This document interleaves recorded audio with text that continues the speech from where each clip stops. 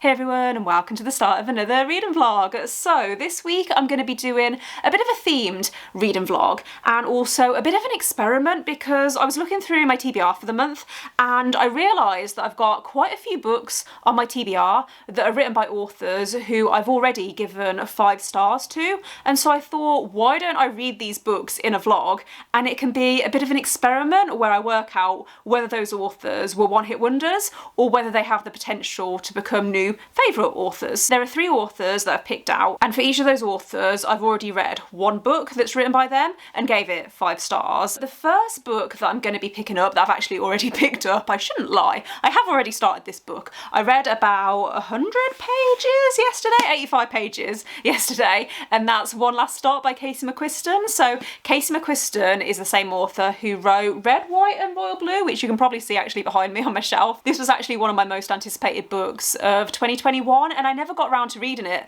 last year, and so I'm really excited to finally be picking this up because, yeah, did I say I'm about 85 pages in? And I'm already really enjoying it, and I'm also buddy reading this with Aoife from Pretty Purple Polka Dots, so it's going to be fun to talk about this as we read it. For anyone who doesn't know, this is an adult romance or new adult romance that follows a main character called August, and she has recently moved to New York City, and every morning that she catches the subway to college, she sees this woman called Jane who she develops a bit of a crush on. However, every time that she asks Jane out, she gets rejected, and it turns out that Jane is actually displaced in time from the 1970s and she's stuck on this train. We haven't seen a lot of the romance in this so far because it has mostly been focusing on August and the relationships that she has with her new flatmates, and I'm really liking that so far because I do really love found family in general, so really excited to continue this. The audiobook for this is also available on Scribd, and so I might try and switch between the two,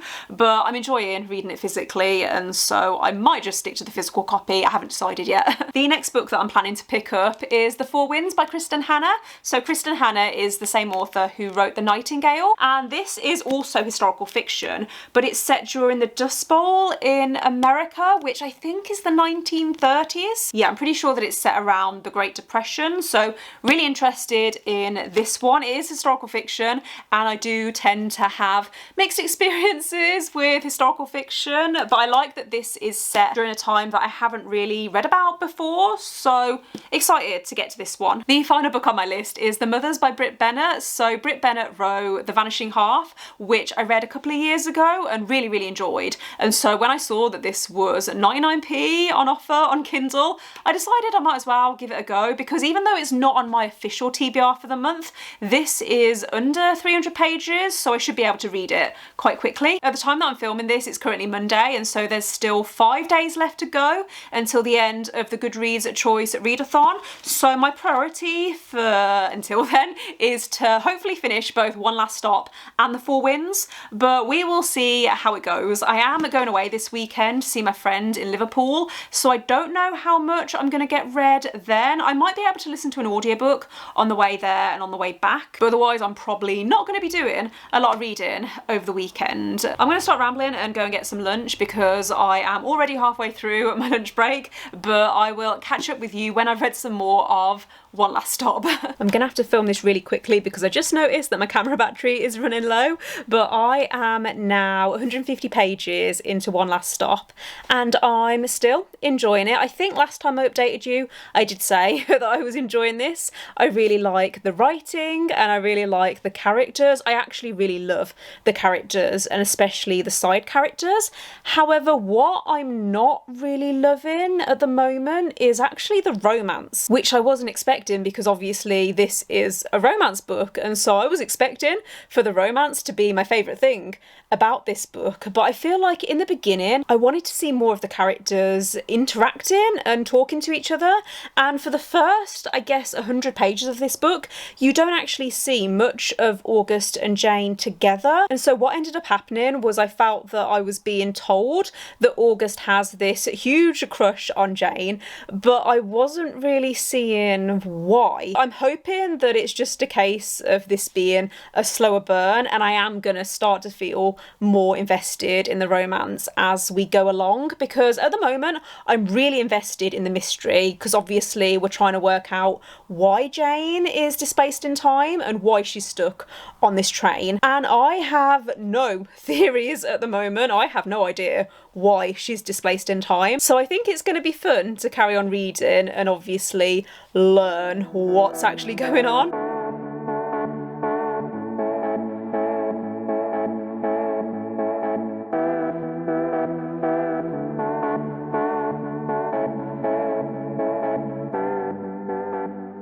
One of the reasons why I like doing reading vlogs so much is because sometimes a book will come along that I can feel myself changing my mind about it as I get further into it. So I'm now, did that sentence even make sense? I don't know if that sentence even made sense, but I'm now over halfway through One Last Stop, and I'm starting to feel a little more on board with the romance. I am starting to like it a lot more because I'm starting to feel a little more chemistry between the two main characters. I still think that what I said before still stands.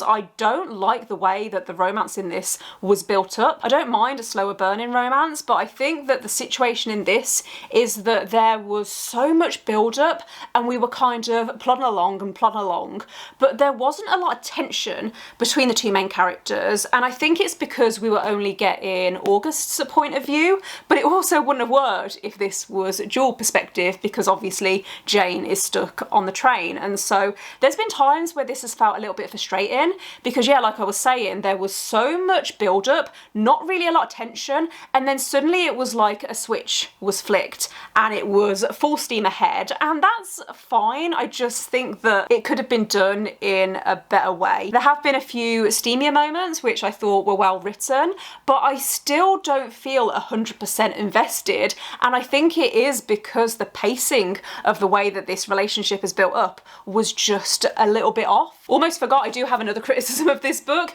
and that is that the chapters are really long, like long enough that I'm noticing. I think that the last chapter that I read was about 20 or 30 pages long, and it wasn't needed. I think that's not really helping with the pacing in this book. So I finished reading One Last Stop last night, and I feel kind of bad at how much I was ranting about this book earlier on in the week, because I really loved the second half of this book, and it's kind of surprising how much I loved the second half, because if I'd made a prediction at the halfway point, I think I would have predicted that this was going to be a 3 stars. Like, I wasn't hating it, but I did have quite a few issues. However, those issues weren't really present in the second half, and I started to really appreciate the relationship in this. I never really felt 100% like I was rooting for Jane and August to get together, but there were quite a few moments that were really cute and that I really liked. You know how sometimes you'll be reading a romance book and it'll feel like there's conflict that's been added just for the sake of having conflict?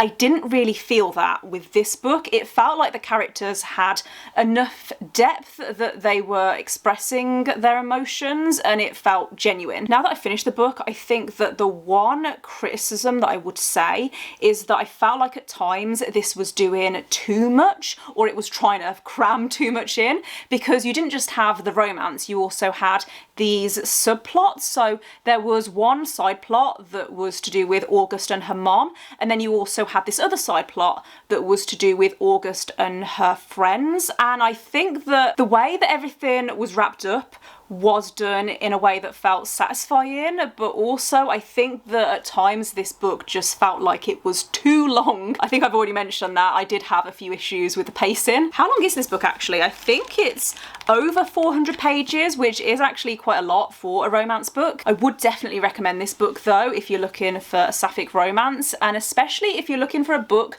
that makes you feel like you've been transported to New York, because the setting in this was probably my favourite thing about it. I love New York in general. I think it was 2018 or 2019 that I went to New York, and I loved that this book made me feel like I was back there, and it reminded me a little of those TV shows that you used to get in the 90s and the early noughties, you know, where you follow in a group of characters that are living in New York, like Friends and How I Met Your Mother, those kind of shows. I used to love them back when I was a teenager, and this gave me similar vibes. It except with a lot more diversity. I also really want pancakes now after finishing this book, because I don't think I mentioned this actually, but August works at this diner. I was going to say pancake restaurant then. She works at a diner, and just the descriptions of the food I thought were really, really good.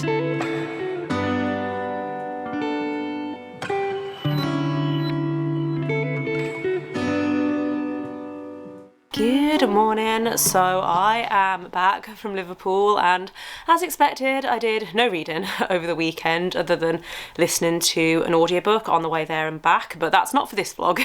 I also somehow have managed to get a sore throat, so apologies for my voice in this clip. I think I'm gonna have to take a break from filming videos for a few weeks, or at least for this week, until my voice recovers. But I did want to continue this vlog because last night I made a start on The Four Winds by Kristin.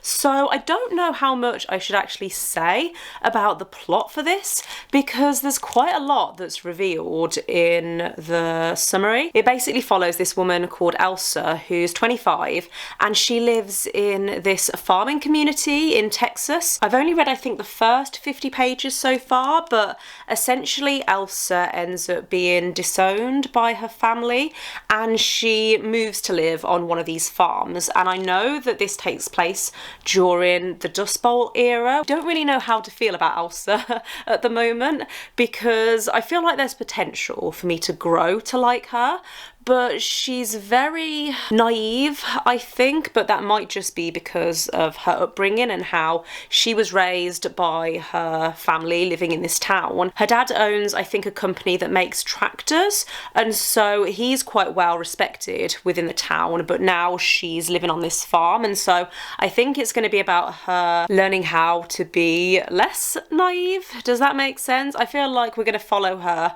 on a bit of a journey throughout this book. That's probably a very, very, very vague synopsis, but if I learn anything more that I think I can say without spoilers, then I will let you know. I can't remember the last time I updated this vlog. I think it might have been on Monday or Tuesday, but it's now Thursday, and I'm very aware that this vlog is taking a lot longer to make than I originally planned, but I'm trying not to be too hard on myself because obviously I can't help being ill. I am feeling a little bit better. I put on makeup today for the first time in 5 days, something like that. It's the first time all week that I've actually done my hair and makeup, so feeling a little bit better. I am now, I think, nearly halfway through The Four Winds by Kristin, which is good. Obviously I am reading this quite slowly because I'm not feeling very well, but what I've read so far I have really, really liked. So I want to just go back and talk through the plot of this book, because the first section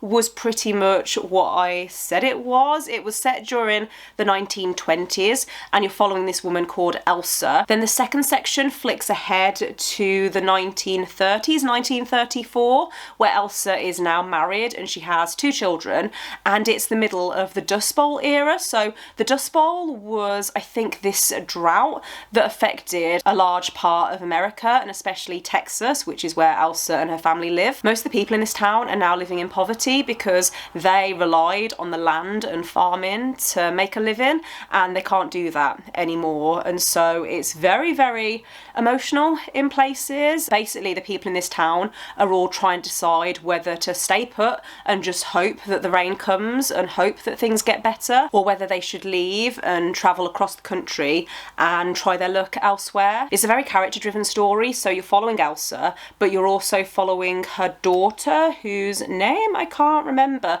Lorida. So she's 12 years old and a bit of a brat, but I think that she's meant to be like that. I think we're meant to find her a little bit frustrating because she's 12 years old, and obviously the situation that they're in is not the best. Elsa is very weary and very downtrodden, but she's also got this very positive mindset where she believes that as long as they keep working hard, things will get better, whereas Lorida is more of a dreamer humour and she takes more after her father. I do really like the writing in this, but I've already read The Nightingale by Kristin Hannah, so I knew that I would probably like the writing, but I really like the setting as well and how the atmosphere feels very dry and dusty, and I can feel what the characters are feeling and how desperate their situation is. I do think that that is one of Kristin Hannah's strengths, is the way that she writes characters, and I do generally like books that explore family dynamics and family drama, and so have high hopes that I am really gonna love this book. So it's now Saturday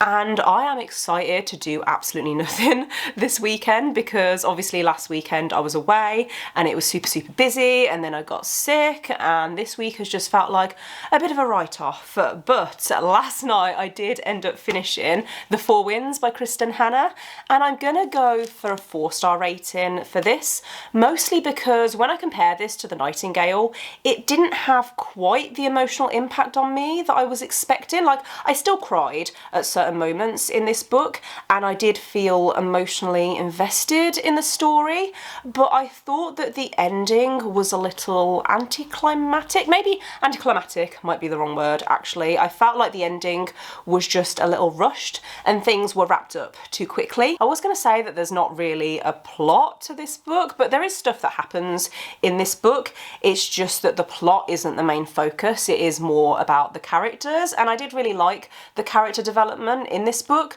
The way that the characters start this story is very different to the end, and I do like the way that Kristin Hannah develops characters and how it's very subtle character development. So it's not like the characters go through a massive change. It's like you see them gradually become different people, and I really appreciated that. I think that if you don't read a lot of historical fiction but you are interested in the genre, then I would recommend maybe giving Kristin Hannah's books a go, because I think that she has a very breezy writing style. So even though her books aren't fast-paced, you can read them quite quickly and they do flow really well, in my opinion. I found both of her books that I've read quite quick to read, so yeah, really happy that this is the second book in this vlog that I've given 4 stars. Haven't quite got that 5-star book yet, but I have made a star on the third book that I'm reading for this vlog,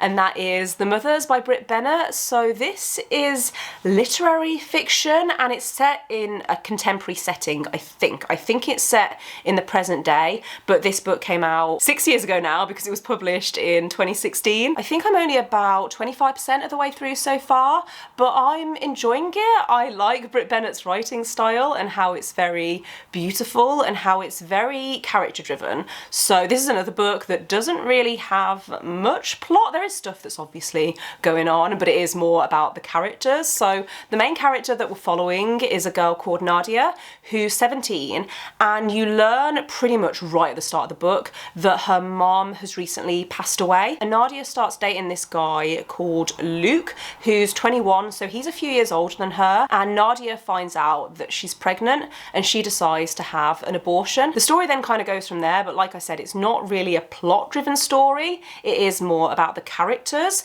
and I really like the writing style in this because it feels very unique. I don't feel like I've read many books that are told this way, because essentially there's these women that are part of this church within this community and they are narrating the story. So for example, it uses a lot of we terminology, so we would have told Nadia to stay away from this boy and things like that. Yeah, I am enjoying it so far and I'm excited to carry on reading. I am hoping to try and finish this today, but we'll see how it goes. I mean, I did read the first part quite quickly, so it could happen. I have faith, especially because I'm not doing anything else today. 3 hours later. So I'm now about 50% of the way through The Mothers, and I can't remember what I said about this book earlier, but the story basically centres around these characters that live in this black community in Southern California, and they all go to this same church. So there's 3 main characters that you're following.